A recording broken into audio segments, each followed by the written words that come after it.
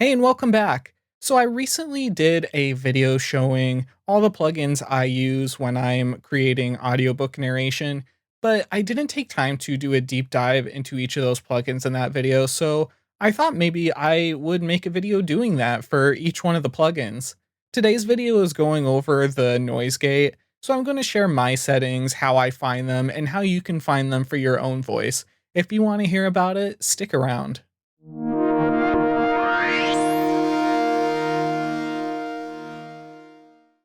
Okay, so if you don't know, a noise gate is used to remove, breaths or background noises that you don't want to hear between words.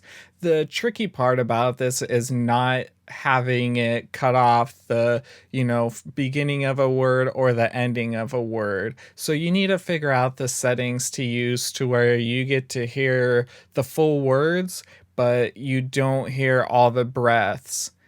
So these are the settings that I use pretty normally. This is kind of my default here. So you have various knobs and options that you can use. It might look a little confusing at first, but it's really not. To begin with, you have the threshold right here, and this is going to determine when the noise gate enters and cuts out the noise. So if you have it set to negative 46 decibels, that means that anytime your audio levels go below 46 decibels, it's going to cut out the noise. Um, and then the reduction here is how low you want the noise to go. If you want to completely cut out all noise, set it to negative 100 and it'll sound just silent, like there's no audio there at all. I set mine to negative 61 just to leave a little bit in there.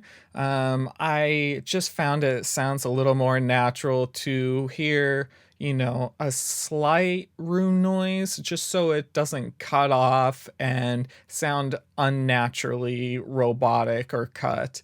But that's really a personal choice. Over here, we have a few different knobs that are going to determine how the noise gate functions. So the attack is how long it's going to take the noise gate to turn off when it goes back above the threshold. So at the beginning of a phrase, it's going to go above that negative 46 because you're talking again. This has it set to 4 milliseconds, which means after I start talking, it's going to take 4 milliseconds for the noise gate to open back up. You might think that this is going to cut off the beginning of my first word, but it's really not for a couple reasons.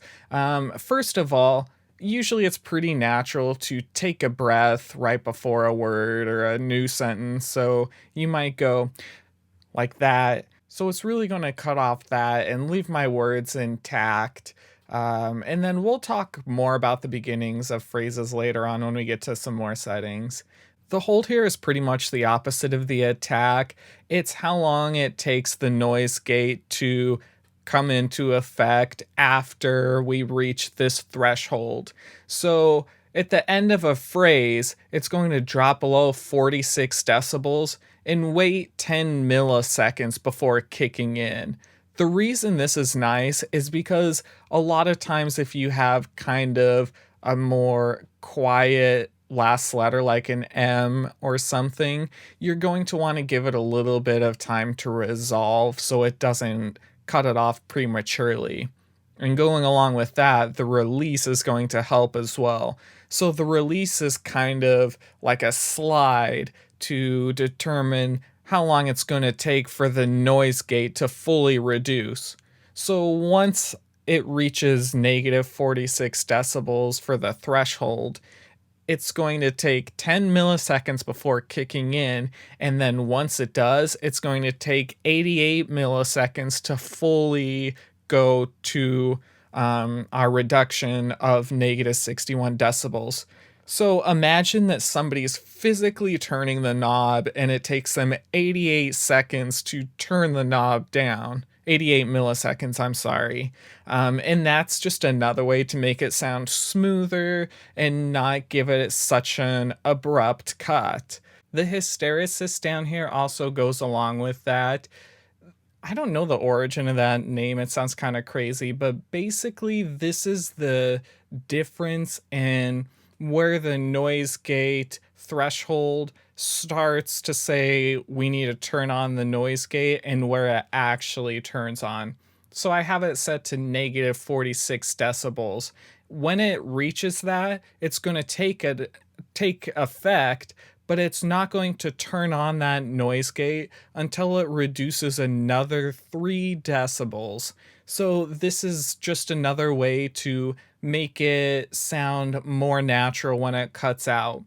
This also helps limit something called chattering, which is when you have not a wide range between where the noise gate opens and where it closes and cuts noise. So if we take this threshold and raise it up to, I don't know, maybe 32 and listen to this, watch where the open and close are right here. You'll see it open and close a bunch. Mr. and Mrs. Dursley of number 4 Privet Drive were proud to say that they were perfectly normal.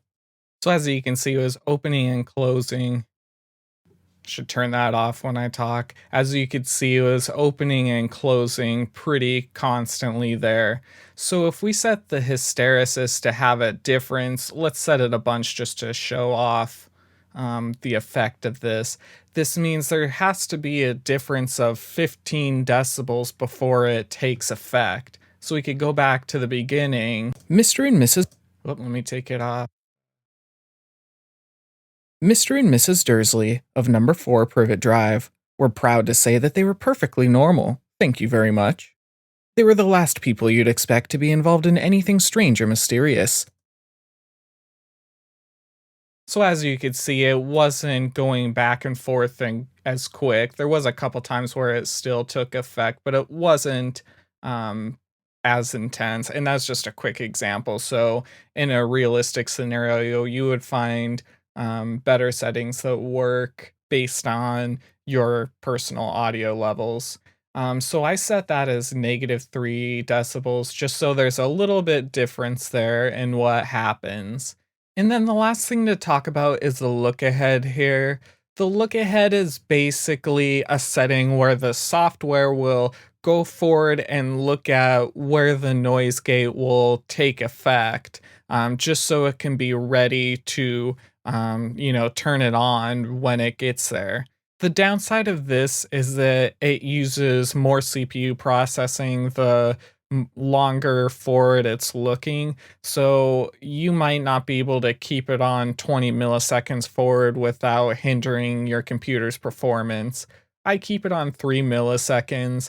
That's enough just to give it a little time to prepare itself and make sure that the noise gate takes effect how it should. So when you set up the noise gate for yourself, I would start by figuring out a good threshold. This should be quiet enough where it's not cutting off the vast majority of your voice, except maybe the beginning and end points, since we'll figure that out later. But it should be loud enough where it's going to cut out the background noise.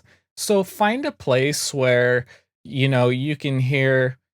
A section like this would be good because there's some voice and background. If you loop that, that's a good place to figure out what works for you. So we'll start with negative 100 here. Thank you very much. Thank you very much. And you can hear it's not cutting out anything. Thank you very much. Thank you very much. And then all you have to do is keep raising this up until you find a place where it's cutting out the background but not your voice. I do negative 46 because that works for me. Thank you very much. As you can hear, there's no background noise. Reduction we talked about. If you want to cut out everything, go to negative 100. I leave it at negative 61 because it basically cuts out everything but doesn't make it so abrupt. The attack you're going to want to leave pretty low because you don't want to cut off the beginnings of your phrases. There are other things that can affect that, like the hysteresis. But there's not a whole lot you can do. So you want to make sure to just cut out your breaths going into a new phrase, but not cut out the words themselves. Hold and release work together. So I like to set a low hold because I tend to make, little voice noises right after my phrases that I don't want to pick up. So I'll immediately engage the noise gate pretty much after 10 milliseconds, but then give it a little slide of 88 milliseconds where pretty much everything's going to be cut out, but you're still going to leave in the last syllable of M or D or whatever. So this is a good place to start, and then just kind of raise this until you find a level that works for you, and then raise this until you find a place where you're hearing the entire last syllable of your word, but not the breath or noise after you're done. And that's pretty much it.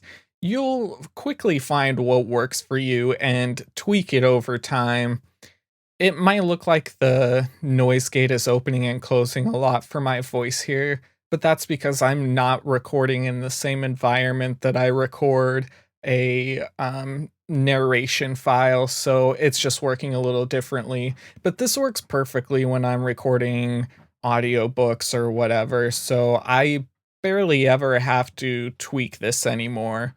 Once you get it set up how you like, I would recommend just going to save as and saving this as a template so that you can use it on all your projects in the future. But that's pretty much it. It's not that hard to figure out, even though it does look kind of overwhelming for something as simple as just cutting out background noise. I hope this helped though, and if it did, stay tuned because I'll be going over the other plugins that I use for narration, which will be the compressor, equalizer, and limiter. So if you want to hear about those, stick around for my future videos. If this helped you, like the video, subscribe to my channel for more, and I hope to see you again soon.